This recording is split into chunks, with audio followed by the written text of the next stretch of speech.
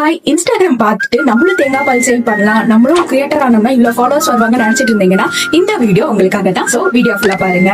நம்மள பல பேர் ஈஸியா இன்ஃபுளுன்ஸ் ஆயிடும் அப்படின்னு கேட்டீங்கன்னா, ஒரு சோஷியல் மீடியால ஒரு வீடியோ பார்த்துட்டு நம்மளும் இந்த மாதிரி எல்லாம் பண்ணோம்னா நம்மளுக்கும் நிறைய ஃபாலோவர்ஸ் வருவாங்க அப்படின்னு அந்த தாட்ல நினைச்சு பண்ணுவோம். ஆனா நம்மளோட நேரமோ என்னமோ நம்மளுக்கு ஒரு ஃபாலோவர்ஸும் வந்திருக்க மாட்டாங்க. சோ அந்த தாட்ல நம்ம என்ன பண்ணுவோம்னா அந்த கான்டென்ட் கிரியேஷன் ஜேர்னியை குவிட் பண்ணிடுவோம். ஏன் அவங்களுக்கு மட்டும் 3 ஹவர்ஸ்ல சேல் ஆச்சு, எனக்கு அந்த டே ஃபுல்லாவே எனக்கு சேல் ஆகவே இல்ல அப்படின்னு நீங்க கேட்கலாம். Because most of the time நம்ம அவங்களோட சக்சஸ வச்சுதான் நம்ம இன்ஃபுளுன்ஸ் ஆயிருப்போம்.